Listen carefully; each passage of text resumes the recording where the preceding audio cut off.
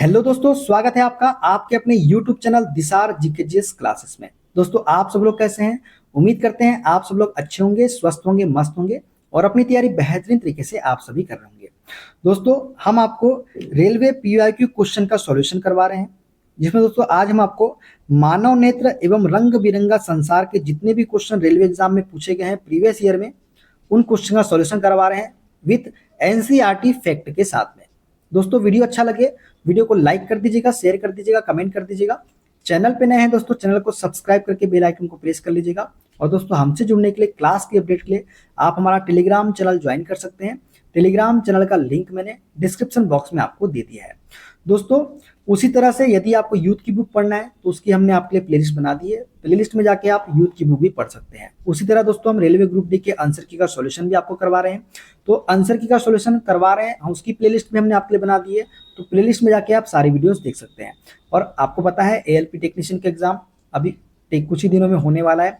तो यहाँ से आपको directly question railway ALP technician के एग्जाम में देखने को मिलेंगे। तो वीडियो को लास्ट तक देखिएगा और एक्स्ट्रा फैक्टर को जरूर देखिएगा, वहां से आपको डायरेक्टली क्वेश्चन देखने को मिलेंगे। चलिए स्टार्ट करते हैं आज का अपना सेशन।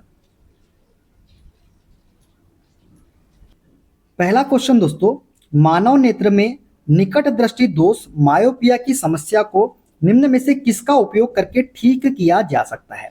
दोस्तों, मानव नेत्र में निकट दृष्टि दोष की समस्या को ठीक करने के लिए हम किसका उपयोग करते हैं? एक उचित क्षमता वाले अवतल लेंस का। किसका? उचित क्षमता वाले अवतल लेंस का उपयोग करते हैं निकट दृष्टि दोष मायोपिया की समस्या को दूर करने के लिए। तो ऑप्शन नंबर सी वाला करेक्ट आंसर हो जाएगा। दोस्तों, बात करें निकट दृष्टि दोष मायोपिया के बारे में, तो इस दोष में व्यक्ति निकट रखी वस्तुओं को स्पष्ट देख सकता है लेकिन दूर रखी वस्तुओं को स्पष्ट नहीं देख पाता। दोष युक्त व्यक्ति का दूर बिंदु अनंत पर न होकर नेत्र के पास आ जाता है, इस वजह से ये समस्या उत्पन्न होती है। ठीक है दोस्तों, निकट दृष्टि दोष उत्पन्न होने के कारण क्या क्या है? दोस्तों, अभिनेत्र लेंस की वक्रता का अत्यधिक होना, अर्थात फोकस दूरी कम हो जाने के कारण से ये दोष उत्पन्न होता है। आंख का आकार बढ़ जाना, मतलब नेत्र गोलक का अधिक लंबा होना। इसके कारण प्रकाश की किरणें रेटिना तक पहुंचने की बजाय उसके सामने ही क्या हो जाती है? अभिसरित हो जाती है। मापन इकाई लेंस की क्षमता को डायोप्टर में मापा जाता है, ये आपको याद रखना है। इसका समाधान क्या है दोस्तों? तो इस दोष का संशोधन उपयुक्त क्षमता के अवतल लेंस, जिसे हम अपसारी लेंस भी कहते हैं, इसका उपयोग किया जाता है इस दोष को खत्म करने के लिए या समाप्त करने के लिए। अवतल लेंस दृष्टि पटल पर वस्तु के प्रतिबिंब को वापस लाकर इस दोष का क्या करता है? संशोधन करता है, मतलब निवारण करता है। ठीक है, देखते हैं अगला क्वेश्चन। यदि कोई व्यक्ति दूर की वस्तुओं को स्पष्ट रूप से देख सकता है लेकिन पास की वस्तुओं को स्पष्ट रूप से नहीं देख सकता, तो इस नेत्र दोष को डैश का उपयोग करके ठीक किया जा सकता है। दोस्तों, यदि कोई व्यक्ति दूर की वस्तुओं को स्पष्ट रूप से देख सकता है लेकिन पास की वस्तुओं को स्पष्ट रूप से नहीं देख सकता, तो वह कौन सा दोष कहलाता है? दूरदृष्टि दोष कहलाता है। कौन सा दोष? दूरदृष्टि दोष कहलाता है। और दूरदृष्टि दोष को दूर करने के लिए किसका उपयोग करते हैं? उत्तल लेंस का उपयोग हम करते हैं। किसका? उत्तल लेंस का। तो ऑप्शन नंबर सी वाला इसका करेक्ट आंसर हो जाएगा। ठीक है दोस्तों, दीर्घ दृष्टि दोष हाइपरमेट्रोपिया, इस दोष में व्यक्ति दूर की वस्तुओं को स्पष्ट देख सकता है लेकिन निकट रखी वस्तुओं को स्पष्ट नहीं देख पाता। दोष युक्त व्यक्ति का निकट बिंदु सामान्य 25 सेंटीमीटर से क्या हो जाता है? दूर हट जाता है, इस वजह से ये होता है। दोस्तों, अन्य फैक्ट की यदि बात करें तो दोष उत्पन्न होने के कारण क्या क्या है? अभिनेत्र लेंस की फोकस दूरी का अत्यधिक हो जाना, नेत्र गोलक का छोटा होना, इस वजह से यह दोष उत्पन्न होता है। इस दोष के समाधान के लिए क्या करते हैं दोस्तों? तो इस दोष का संशोधन उपयुक्त क्षमता के अभिसारी लेंस, मतलब उत्तल लेंस का उपयोग करके किया जाता है।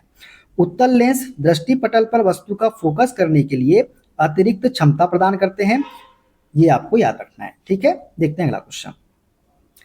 जब श्वेत प्रकाश किसी कांच के प्रिज्म पर आपतित होता है तो उसका विक्षेपण हो जाता है। यह परिघटना डैश के कारण होती है। दोस्तों, जब श्वेत प्रकाश किसी कांच के प्रिज्म पर आपतित होता है तो उसका क्या होता है? विक्षेपण हो जाता है। यह परिघटना जो होती है ये विभिन्न रंगों के लिए कांच का अपवर्तनांक अलग अलग होने के कारण होती है। क्या होती है? विभिन्न रंगों के लिए कांच का अपवर्तनांक अलग होने के कारण जो है ये जो घटना होती है।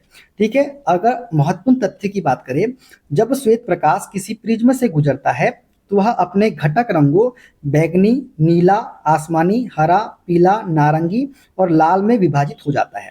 इस घटना को हम क्या बोलते हैं? विक्षेपण कहते हैं। विक्षेपण का मुख्य कारण यह है कि विभिन्न रंगों के प्रकाश के लिए कांच का अपवर्तनांक क्या होता है? अलग अलग होता है। इस वजह से अपवर्तनांक क्या है दोस्तों? किसी माध्यम में प्रकाश की गति को निर्धारित करने वाला गुण ही क्या कहलाता है? अपवर्तनांक कहलाता है। बात करें तरंग दैर्ध्य के बारे में, तो विभिन्न रंगों की तरंग दैर्ध्य क्या होती है? अलग अलग होती है। बैगनी रंग का अधिकतम और लाल रंग का न्यूनतम विचलन। दोस्तों, बैगनी रंग की तरंग दैर्ध्य सबसे कम होती है, इसलिए इसका अपवर्तनांक सबसे अधिक होता है और यह सबसे अधिक क्या होता है? विचलित होता है। इसके विपरीत लाल रंग की तरंग दैर्ध्य सबसे अधिक होती है, इसलिए इसका अपवर्तनांक क्या होता है? सबसे कम होता है और यह सबसे कम विचलित होता है। कौन सा रंग? लाल रंग का रंग। ठीक है, देखते हैं अगला क्वेश्चन। जब सफेद प्रकाश को कांच के प्रिज्म द्वारा 7 रंगों में विक्षेपित किया जाता है तो निम्न में से किस रंग का विचलन सबसे कम होगा? तो दोस्तों, सबसे कम किसका होगा? तो पीला जो है इसका करेक्ट आंसर हो जाएगा। किसका होगा? पीला का। हमको याद रखना है विबग्योर से, विबग्योर से आपको याद रखना है। ठीक है, विबग्योर। ठीक है, रेड का विचलन सबसे कम होता है, उसके बाद ऑरेंज का होता है, फिर येलो का होता है। तो सबसे कम क्या होगा? येलो यहाँ पे दिया है हमारे पास में ऑप्शन में, तो येलो इसका करेक्ट आंसर हो जाएगा। ठीक है दोस्तों, कांच के प्रिज्म द्वारा श्वेत प्रकाश का विक्षेपण की यदि बात करें तो प्रिज्म के माध्यम से गुजरते समय श्वेत प्रकाश अपने 7 अवयवी वर्णों लाल, नारंगी, पीला, हरा, नीला, जामुनी, बैंगनी में विक्षेपित हो जाता है। यह विक्षेपण इस कारण होता है कि प्रकाश के विभिन्न वर्णों की अपवर्तनांक जो होती है कैसी होती है? अलग अलग होती है। लाल प्रकाश का झुकाव सबसे कम और बैंगनी प्रकाश का सबसे अधिक होता है। ठीक है, पीला रंग लाल एवं नारंगी के बाद आता है, इसलिए पीला रंग का विचलन क्या होगा? लाल रंग एवं नारंगी से थोड़ा अधिक, लेकिन शेष रंग से क्या होगा? काफी कम होगा। ठीक है, विबग्योर क्रम में रंगों का फैलाव विचलन घटते क्रम में इस प्रकार है। घटते क्रम में दोस्तों विचलन देखो, सबसे ज्यादा किसका होगा विचलन? बैगनी रंग का। उससे कम किसका होगा? जामुनी का। उससे कम किसका होगा? नीला का होगा। उससे कम हरे का होगा। उससे कम पीले का होगा। उससे कम नारंगी का होगा और सबसे कम किसका होगा? रेड का होगा। ठीक है, देखते हैं अगला क्वेश्चन। जब सफेद प्रकाश कांच के प्रिज्म पर पड़ता है तो वह 7 रंगों में विभाजित हो जाता है। इस परिघटना को किस नाम से जाना जाता है? दोस्तों, जब सफेद प्रकाश कांच के प्रिज्म पर पड़ता है तो वह 7 रंगों में विभाजित हो जाता है और इस परिघटना को हम क्या बोलते हैं? इसे हम बोलते हैं विक्षेपण। क्या बोलते हैं? इसे हम विक्षेपण बोलते हैं। दोस्तों, विक्षेपण जो है प्रकाश के अवयवी वर्णों में विभाजन की प्रक्रिया को हम क्या बोलते हैं? विक्षेपण बोलते हैं। ठीक है दोस्तों, स्पेक्ट्रम में वर्णों का क्रम कैसा होता है? तो स्पेक्ट्रम में वर्णों का क्रम जो होता है, प्रिज्म द्वारा बनाए गए वर्णों का क्रम कैसा होता है? तो बैगनी, जामुनी, नीला, हरा, पीला, नारंगी और लाल। ठीक है, इसे याद रखने के लिए आपको याद रखना है विबग्योर। ठीक है, बैगनी स्पेक्ट्रम के सिरे पर और लाल स्पेक्ट्रम के दूसरे सिरे पर होता है। ठीक है, एक सिरे पर कौन होता है? बैगनी होता है और एक सिरे पर क्या होता है? लाल रंग होता है। ठीक है ना, देखते हैं अगला क्वेश्चन। तारों का टिमटिमाना डैश की परिघटना से संबंधित है। दोस्तों, तारों का टिमटिमाना जो है ये प्रकाश के अपवर्तन की परिघटना से संबंधित है। किससे? प्रकाश के अपवर्तन की परिघटना से।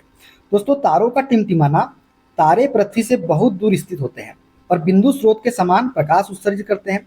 वायुमंडल के विभिन्न स्तरों का अपवर्तनांक अलग अलग होता है। तारे के प्रकाश का मार्ग लगातार बदलता रहता है, जिससे तारे की आभासी स्थिति स्थिर नहीं रहती है। इसी परिवर्तन के कारण तारे कभी अधिक चमकीले तो कभी धुंधले प्रतीत होते हैं, जिसे हम क्या बोलते हैं? टिमटिमाना कहते हैं। यह टिमटिमाहट अपवर्तन के कारण होती है, ये आपको याद रखना है। ठीक है, निम्न में से कौन सी परिघटना वायुमंडलीय अपवर्तन का परिणाम है? दोस्तों, अग्रिम सूर्योदय और विलंबित सूर्यास्त जो है, कौन सा? अग्रिम सूर्योदय और विलंबित सूर्यास्त जो है ये वायुमंडलीय अपवर्तन का क्या है? परिणाम है। ठीक है दोस्तों, वायुमंडलीय अपवर्तन एक ऐसी घटना है जिसमें प्रकाश की किरणें पृथ्वी के वायुमंडल से गुजरते समय मुड़ जाती है। यह वायुमंडल में विभिन्न घनत्वों के कारण होता है। जब सूर्य क्षितिज के पास होता है तो उसकी किरणें वायुमंडल की घनी परतों से गुजरती है, जिससे वे मुड़ जाती है। इस अपवर्तन के कारण सूर्य अपनी वास्तविक स्थिति से थोड़ा ऊपर दिखाई देता है, जिससे हमें सूर्योदय थोड़ा जल्दी और सूर्यास्त थोड़ा देर से दिखाई देता है। ठीक है, बात करें ऑप्शन बी के बारे में, तो चेहरे का बड़ा प्रतिबिंब बनाने के लिए दाढ़ी बनाने वाले आईने, तो यह अवतल दर्पण द्वारा प्रतिबिंब बनाने का एक उदाहरण है जो प्रकाश के परावर्तन पर आधारित है, ना कि अपवर्तन पर। समतल दर्पण द्वारा प्रतिबिंब बनना, तो यह भी प्रकाश के परावर्तन का उदाहरण है। इंद्रधनुष का निर्माण प्रकाश के अपवर्तन और पूर्ण आंतरिक परावर्तन और विक्षेपण के संयोजन के कारण होता है, लेकिन वायुमंडलीय अपवर्तन इसका प्रमुख कारक नहीं है। ठीक है, देखते हैं अगला क्वेश्चन। कांच के त्रिभुजाकार प्रिज्म के दो पार्श्व फलकों के बीच बनने वाले कोण को क्या कहते हैं? तो उसे हम बोलते हैं प्रिज्म कोण। क्या बोलते हैं उसे हम? प्रिज्म कोण बोलते हैं। कांच के त्रिभुजाकार प्रिज्म के दो पार्श्व फलकों के बीच बनने वाले कोण को। दोस्तों, कांच के त्रिभुजाकार प्रिज्म के दो पार्श्व फलकों के बीच बनने वाले कोण को प्रिज्म कोण कहा जाता है। इसे अपवर्तक कोण भी हम कहते हैं। प्रिज्म कोण क्या है? तो यह वह कोण होता है जो प्रिज्म के दो अपवर्तक पृष्ठों जिनसे प्रकाश किरणें गुजरती है के बीच बनता है।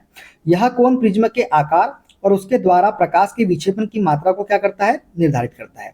बात करें अपवर्तन कोण की, तो यह वह कोण होता है जो प्रकाश की किरण जब एक माध्यम से दूसरे माध्यम में जाती है तो अभिलंब के साथ बनाती है। यह प्रिज्म के भीतर प्रकाश के विक्षेपण से संबंधित है, लेकिन प्रिज्म कोण वह विशिष्ट कोण है जो तो पार्श्व फलकों के बीच बनता है। और एक कोण है हमारा विचलन कोण। विचलन कोण वह कोण है दोस्तों जो आपतित किरण और निर्गत किरण के बीच बनता है। यह प्रिज्म द्वारा प्रकाश के विक्षेपण की कुल मात्रा को दर्शाता है। आपतन कोण क्या होता है? तो यह वह कोण होता है जो आपतित प्रकाश किरण प्रिज्म के पहले पृष्ठ के साथ बनाती है। यही क्या है? आपतन कोण है। ठीक है, तो आपको ये सब चीजें याद रखना है। इस प्रिज्म के माध्यम से हम समझते हैं दोस्तों। देखिए, सबसे पहले ये आपको जो दिख रहा है कोण ए, ये वाला जो कोण दिख रहा है आपको, ये क्या है हमारा? यही क्या है? प्रिज्म कोण है। क्या है ये? प्रिज्म कोण है। दो पार्श्व पृष्ठों के बीच में बनने वाला कोण क्या कहलाता है? प्रिज्म कोण। देखिए, दो पार्श्व पृष्ठ है, इसके बीच में बनने वाला कोण क्या कहलाता है? प्रिज्म कोण। कोण डी की बात करें दोस्तों, ये जो आपको कोण डी दिख रहा है, कहाँ पे? ये वाला कोण।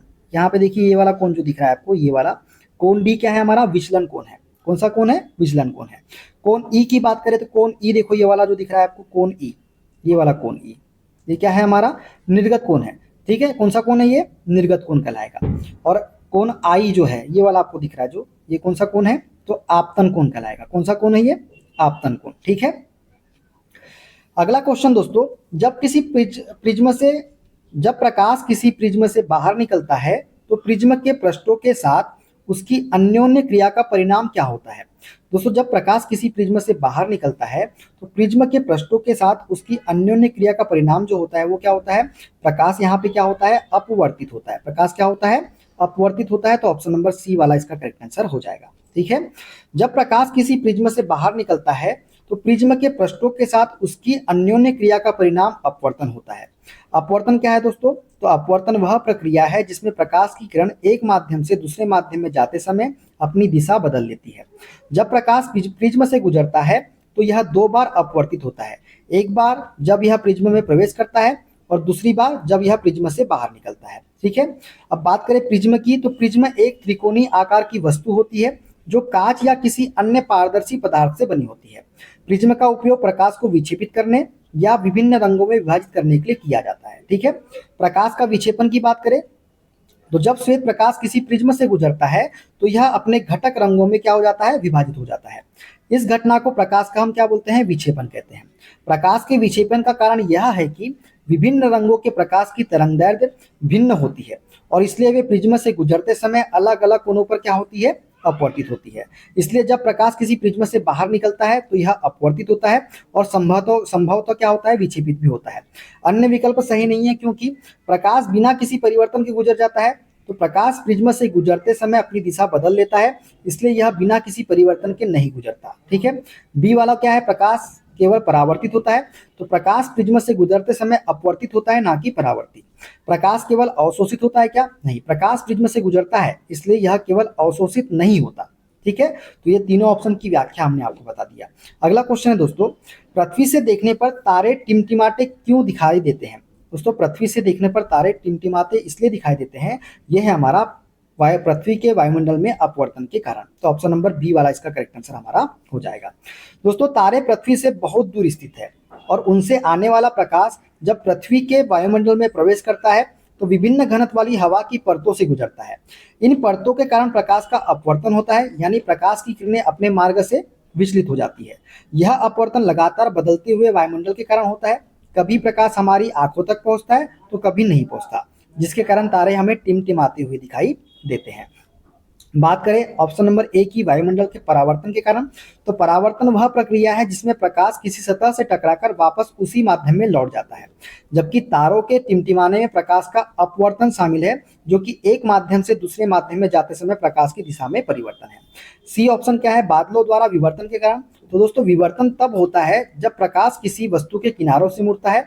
बादल प्रकाश के विवर्तन में भूमिका निभा सकते हैं, लेकिन तारों के टिमटिमाने का मुख्य कारण वायुमंडलीय अपवर्तन है। ठीक है।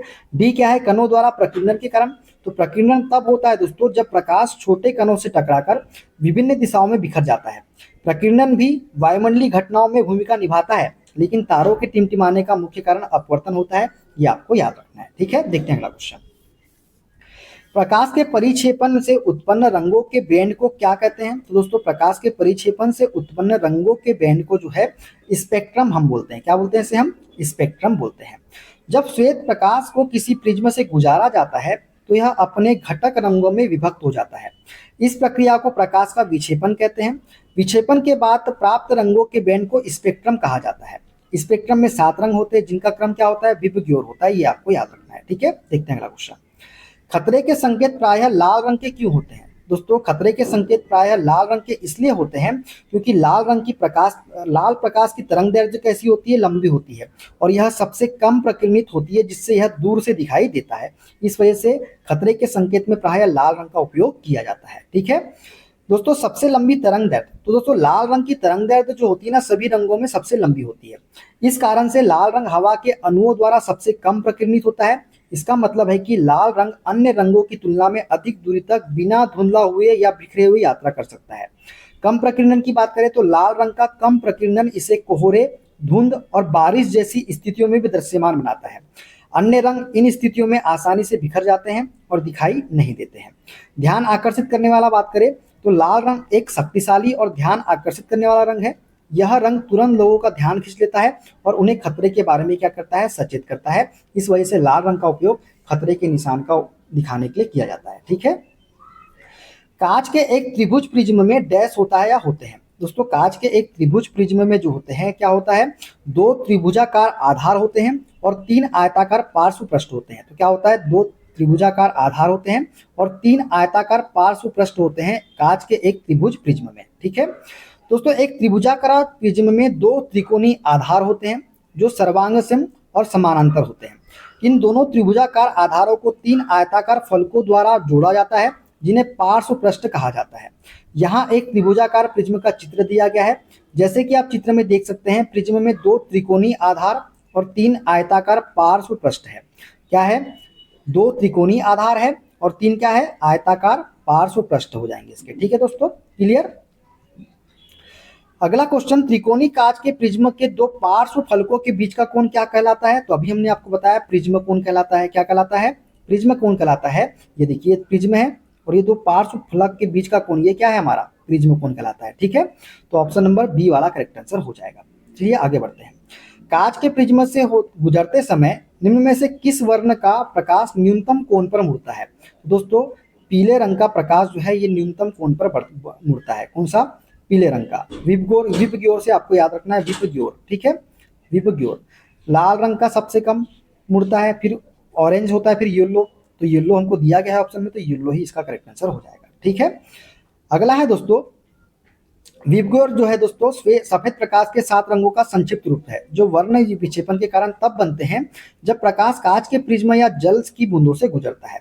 विपग्योर के 7 रंग कौन कौन से हैं? तो वायलेट, बैगनी, नीला, indigo, blue, green, yellow, orange और क्या है? रेड। ठीक है, बैगनी सबसे ज्यादा मुड़ता है, अधिकतम अपवर्तनांक होता है इसका बैगनी का।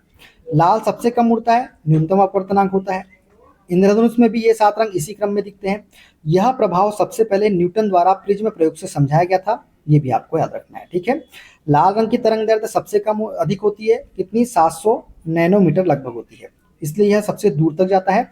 और बैंगनी रंग की तरंग दैर्ध्य सबसे कम होती है, लगभग 400 नैनोमीटर, इसलिए यह सबसे ज्यादा क्या होता है? मुड़ता है। यही कारण है कि सूर्यास्त और सूर्योदय के समय आकाश का रंग कैसा दिखाई देता है? हमको लाल दिखाई देता है। ठीक है, देखते हैं अगला क्वेश्चन। निम्न में से सूर्य के प्रकाश के वर्णक्रम की खोज के लिए कांच के प्रिज्म का उपयोग करने वाले पहले वैज्ञानिक कौन थे? तो अभी हमने आपको बताया कौन थे, सर आइजैक न्यूटन जो है इसका करेक्ट आंसर हो जाएगा ऑप्शन नंबर डी वाला।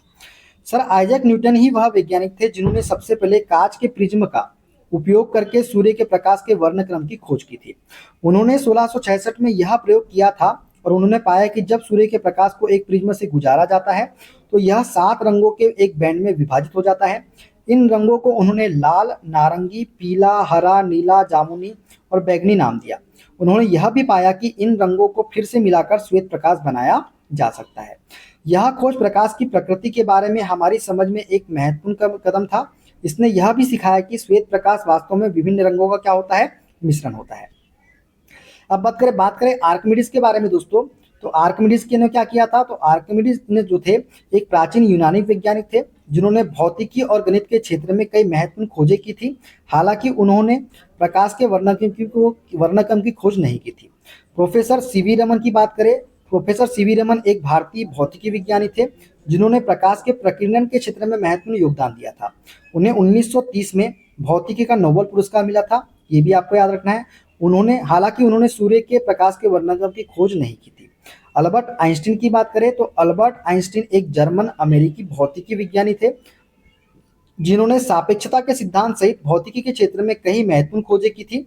हालांकि उन्होंने भी सूर्य के प्रकाश के वर्णक्रम की खोज के लिए कोई कदम नहीं उठाया था, किस प्रकार से उन्होंने योगदान नहीं दिया था। ठीक है, अगला क्वेश्चन देखते हैं दोस्तों। उस परिघटना का क्या नाम है जिसके कारण कांच के प्रिज्म में से गुजरते समय श्वेत प्रकाश 7 वर्णों में विभाजित हो जाता है? तो उसे हम क्या बोलते हैं? उसे हम बोलते हैं परिक्षेपण। क्या बोलते हैं उसे? हम डिस्पर्सन बोलते हैं, परिक्षेपण बोलते हैं। ठीक है, जब श्वेत प्रकाश को कांच के प्रिज्म से गुजारा जाता है तो यह 7 रंगों में क्या हो जाता है? विभाजित हो जाता है। कितने रंगों में विभाजित हो जाता है? 7 रंगों में। और इस घटना को क्या बोलते हैं हम? इस घटना को हम बोलते हैं प्रकाश का परिक्षेपण। परिक्षेपण की बात करें तो जब श्वेत प्रकाश को प्रिज्म से गुजारा जाता है तो यह अपवर्तन के कारण अपने घटक रंगों में विभाजित हो जाता है। ऐसा इसलिए होता है क्योंकि विभिन्न रंगों के प्रकाश की तरंगदैर्ध्य भिन्न होती है, जिसके कारण वे प्रिज्म से गुजरते समय अलग अलग कोनों पर क्या हो जाते हैं? अपवर्तित हो जाते हैं। ठीक है, देखते हैं अगला क्वेश्चन। पृथ्वी के वायुमंडल में प्रवेश करते समय सूर्य के प्रकाश का सबसे अधिक प्रकीर्ण रंग डैश होता है? तो पृथ्वी के वायुमंडल में प्रवेश करते समय सूर्य के प्रकाश का सबसे अधिक प्रकीर्ण रंग जो होता है वो होता है हमारा नीला। कौन सा रंग हो जाएगा? नीला हो जाएगा। ठीक है दोस्तों, जब सूर्य का प्रकाश पृथ्वी के वायुमंडल में प्रवेश करता है तो यह हवा के अणुओं और अन्य कणों से टकराता है। यह टक्कर प्रकाश को विभिन्न दिशाओं में फैलाती है, जिसे प्रकाश का क्या बोलते हैं? हम प्रकीर्णन कहते हैं। नीले रंग के प्रकाश की तरंगदैर्ध्य सबसे छोटी होती है, जिसके कारण इसका प्रकीर्णन सबसे अधिक होता है। यही कारण है कि आकाश नीला दिखाई देता है। यहाँ अन्य विकल्प क्यों सही नहीं है उसकी भी बात करें तो लाल जो है, लाल रंग के प्रकाश की तरंगदैर्ध्य सबसे लंबी होती है, जिसके कारण इसका प्रकीर्णन सबसे कम होता है। ये आपको याद रखना है। ठीक है, देखते हैं अगला क्वेश्चन। खतरे के संकेत का प्रकाश आमतौर पर लाल रंग का क्यों होता है? तो दोस्तों लाल रंग का इसलिए रखा जाता है क्योंकि लाल रंग का कोहरे या धुएं में सबसे कम क्या होता है? प्रकीर्णन होता है। तो ऑप्शन नंबर डी वाला करेक्ट आंसर इसका हो जाएगा। ठीक है, तारे के टिमटिमाने के लिए कौन सी परिघटना उत्तरदायी है दोस्तों? तो प्रकाश का अपवर्तन, वायुमंडलीय अपवर्तन जो है ये तारों के टिमटिमाने के लिए उत्तरदायी परिघटना है। ठीक है, क्षितिज के निकट देखने पर तारे की स्थिति में आभासी ऊंचाई का क्या कारण है? दोस्तों क्षितिज के निकट देखने पर तारे की स्थिति में आभासी ऊंचाई का क्या कारण होता है? तो ये होता है अभिलंब की ओर तारों के प्रकाश का वायुमंडलीय अपवर्तन। क्या होता है? अभिलंब की ओर तारों के प्रकाश का वायुमंडलीय अपवर्तन इसका करेक्ट आंसर हो जाएगा। ठीक है, ऑप्शन नंबर सी वाला। दोस्तों वायुमंडलीय अपवर्तन की बात करें तो पृथ्वी के वायुमंडल में विभिन्न घनत्व वाली हवा की परतें होती है। जब तारों का प्रकाश इन परतों से गुजरता है तो प्रकाश का क्या होता है? अपवर्तन होता है, यानी प्रकाश की किरणें अपने मार्ग से क्या हो जाती है? विचलित हो जाती है। क्षितिज के निकट तारों की आभासी ऊंचाई, क्षितिज के निकट देखने पर तारे अपनी वास्तविक स्थिति से कुछ ऊपर दिखाई देते हैं। ऐसा इसलिए होता है क्योंकि तारों से आने वाला प्रकाश वायुमंडल में प्रवेश करते समय अभिलंब की ओर मुड़ जाता है। इस कारण से तारे हमें अपनी वास्तविक स्थिति से कुछ ऊपर उठे हुए दिखाई देते हैं। ठीक है, देखते हैं अगला क्वेश्चन। किसी तारे की स्पष्ट स्थिति थोड़ी बदलती रहती है क्योंकि? दोस्तों किसी तारे की स्पष्ट स्थिति थोड़ी बदलती रहती है क्योंकि वायुमंडल की विभिन्न परतों का घनत्व क्या होता है? अलग अलग होता है।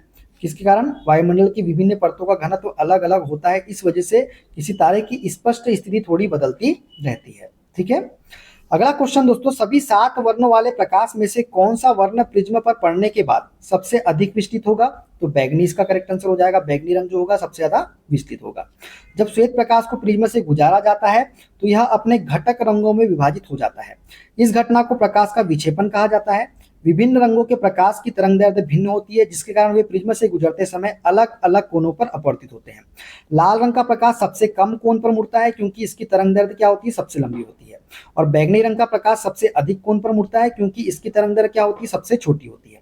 प्रिज्म से गुजरने के बाद प्रकाश 7 रंगों के बैंड में विभाजित हो जाता है, जिसे हम क्या बोलते हैं? स्पेक्ट्रम कहते हैं। और स्पेक्ट्रम में रंगों का क्रम इस प्रकार होता है: बैगनी, जामुनी, नीला, हरा, पीला, नारंगी और फिर लाल।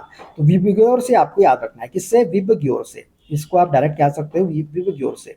ठीक है। यदि पृथ्वी पर कोई वायुमंडल नहीं होता तो आकाश का रंग कैसा होता? दोस्तों, यदि पृथ्वी पर कोई वायुमंडल नहीं होता तो आकाश का रंग कैसा होता? तो काला होता। ऑप्शन नंबर डी वाला करेक्ट आंसर हो जाएगा। दोस्तों, प्रकाश का प्रकीर्णन अनुपस्थित होता, एक पहला है हमारा, प्रकाश का प्रकीर्णन अनुपस्थित होता तो क्या होता? दोस्तों, वायुमंडल में मौजूद गैसों और धूल के कणों के कारण सूर्य का प्रकाश बिखरता मतलब प्रकीर्णित होता है। विशेषकर नीले तरंगे अधिक बिखरती है, जिससे दिन के समय आकाश का रंग हमको कैसा दिखाई देता है? नीला दिखता है। यदि वायुमंडल ना हो तो यह प्रकीर्णन नहीं होगा। प्रत्यक्ष सूर्य प्रकाश ही दिखेगा। प्रत्यक्ष सूर्य प्रकाश ही दिखेगा। Option number B.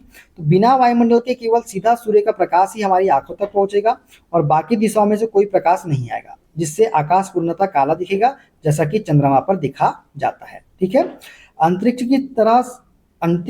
की तरह स्थिति होगी दोस्तों, चूंकि अंतरिक्ष में कोई वायुमंडल नहीं होता तो वहां आकाश हमेशा काला दिखता है। यदि पृथ्वी पर भी वायुमंडल नहीं होता तो हमारी पृथ्वी का आकाश भी वैसा ही काला नजर आएगा। ठीक है। काला ही क्यों? सूर्य की रोशनी तो सफेद होती है। तो इसकी भी बात में देख लेते हैं। दोस्तों, हम किसी वस्तु को तभी देख सकते हैं जब वहां से प्रकाश हमारी आंखों तक आए। अगर सूर्य के अलावा कोई और माध्यम जैसे वायुमंडल या धूल प्रकाश को बिखर कर हमारी आंखों तक नहीं पहुंचा था तो बाकी दिशाएं पूरी तरह अंधेरे में होगी। क्योंकि अंतरिक्ष में वायुमंडल नहीं है, इसलिए वहां की पृष्ठभूमि आकाश कैसा दिखता है? काला ही दिखता है। चंद्रमा का उदाहरण ले तो चंद्रमा पर कोई वायुमंडल नहीं है, वहां दिन के समय भी आकाश काला दिखता है। अंतरिक्ष यात्री जब चंद्रमा पर गए थे तो उन्होंने यही देखा, सूर्य चमक रहा था लेकिन आकाश पूरी तरह क्या था? काला था। निष्कर्ष निकाले तो पृथ्वी पर वायुमंडल ना होने की स्थिति में दिन के समय भी हमें आकाश काला ही दिखता, केवल सूर्य चमकता हुआ नजर आता, क्योंकि प्रकाश बिखेरने की प्रक्रिया पूरी तरह समाप्त हो जाती। ठीक है। देखते हैं अगला क्वेश्चन। दृष्टि के अपवर्तन दोषों के आधार पर निम्न विकल्पों में से सही युग्म का चयन कीजिए। तो हमको सही युग्म के बारे में बताना है दोस्तों। हाइपरमेट्रोपिया का निकट दृष्टि दोष होता है क्या दोस्तों? नहीं, ये तो मायोपिया होता है। मायोपिया क्या होता है? निकट दृष्टि दोष होता है, दूरदृष्टि नहीं होता। दूसरा ऑप्शन। प्रेसबायोपिया निकट? नहीं, गलत बात। हाइपरमेट्रोपिया दीर्घदृष्टि दोष? नहीं। मायोपिया निकट दृष्टि दोष? हाँ, ठीक है। हाइपरमेट्रोपिया दीर्घदृष्टि दोष? हाँ, ये है सही दोस्तों, ऑप्शन नंबर सी वाला। तो मायोपिया को किसे क्या बोलते हैं? निकट दृष्टि दोष बोलते हैं। और हाइपरमेट्रोपिया को क्या बोलते हैं? दीर्घ दृष्टि दोष बोलते हैं। क्या बोलते हैं? दीर्घ दृष्टि दोष। तो ऑप्शन सी वाला करेक्ट आंसर हो जाएगा। मायोपिया क्या है? निकट दृष्टि दोष। और हाइपरमेट्रोपिया क्या है? दीर्घ दृष्टि दोष। अच्छा, निकट दृष्टि दोष के लिए किस लेंस का उपयोग करते हैं दोस्तों? देखिए, हमको एक ट्रिक से याद रखना है। निकट दिया है दोस्तों, निकट में कितने वर्ड है? 3 वर्ड है। कितने वर्ड है? 3 शब्द है। अब 3 से जब हम आगे जाएंगे तो कौन सा शब्द आएगा? चौथा वर्ड आएगा। तो हम 3 से किस में जाएंगे? 4 में जाएंगे। तो जब निकट से जाएंगे 4 में, तो 4 किस में होता है? अवतल में 4 वर्ड होते हैं। निकट दृष्टि दोष में किसका उपयोग करते हैं? अवतल लेंस का उपयोग करते हैं। उसी तरह बात करें दूर दृष्टि दोष की, तो दूर में कितने वर्ड है दोस्तों? 2 है। 2 वर्ड है। 2 से हमको किस में जाना है? 3 में। आगे जब बढ़ेंगे तो 3 में जाएंगे। तो दूर में किसका उपयोग करते हैं? उत्तल लेंस का उपयोग करते हैं। ये आपको याद रखना है। ठीक है। इस ट्रिक से आप याद रखेंगे, आप कभी नहीं भूलेंगे, कभी कंफ्यूजन भी नहीं होगा आपको। ठीक है ना।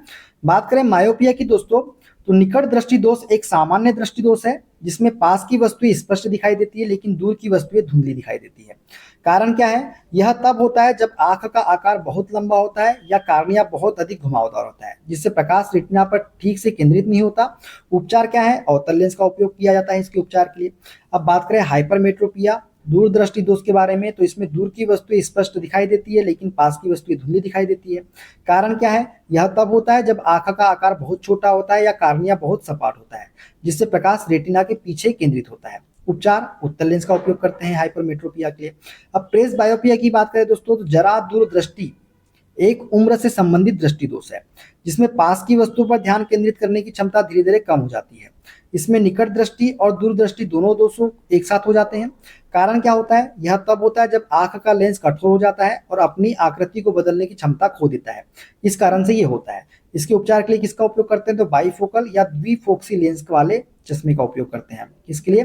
प्रेस बायोपिया के उपचार के लिए। ठीक है, ये आपको याद रखना है। अगला क्वेश्चन दोस्तों, निम्न में से कौन सा लक्षण मायोपिया निकट दृष्टि दोष से संबंधित है? तो दोस्तों निकट दृष्टि दोष में निकट की वस्तु तो साफ दिखाई देती है, लेकिन दूर की वस्तु स्पष्ट रूप से दिखाई नहीं देती। तो निकट की वस्तु स्पष्ट रूप से देख सकता है, किंतु दूर की वस्तु को स्पष्ट रूप से नहीं देख सकता। ऑप्शन नंबर बी वाला ही करेक्ट आंसर हमारा हो जाएगा। ठीक है, एक व्यक्ति निकट की वस्तु को स्पष्ट रूप से देख सकता है किंतु दूर की वस्तु को स्पष्ट रूप से नहीं देख सकता, उसे हम बोलते हैं निकट दृष्टि दोष। और इसके लिए किसका उपयोग करते हैं हम लोग? इसलिए हम करते हैं अवतल लेंस का उपयोग। ठीक है, अगला क्वेश्चन देखते हैं दोस्तों, मानव नेत्र में निकट दृष्टि दोष मायोपिया की समस्या को निम्न में से किसका उपयोग करके ठीक किया जा सकता है? तो अभी हमने बताया निकट 3 वर्ड है, 3 से 4 में जाना है तो अवतल लेंस आएगा। तो उचित क्षमता वाले अवतल लेंस का उपयोग करके निकट दृष्टि दोष को क्या किया जा सकता है? ठीक किया जा सकता है। तो ऑप्शन नंबर डी वाला करेक्ट आंसर इसका हो जाएगा। ठीक है दोस्तों, तो दोस्तों ये थे आज के सारे क्वेश्चन मानव नेत्र रंग बिरंगा संसार के। वीडियो कैसा लगा दोस्तों कमेंट बॉक्स में जरूर बताइएगा। वीडियो अच्छा लगे दोस्तों वीडियो को लाइक कर दीजिएगा, शेयर कर दीजिएगा, कमेंट कर दीजिएगा। चैनल पे नए हैं चैनल को सब्सक्राइब करके बेल आइकन को प्रेस कर लीजिएगा। और दोस्तों हमसे जुड़ने के लिए, क्लास की अपडेट के लिए आप हमारा टेलीग्राम चैनल ज्वाइन कर सकते हैं। टेलीग्राम चैनल का लिंक मैंने डिस्क्रिप्शन बॉक्स में आपको दे दिया है। मिलते हैं दोस्तों अगली वीडियो में, अपना ख्याल रखिए। Okay, bye bye, take care.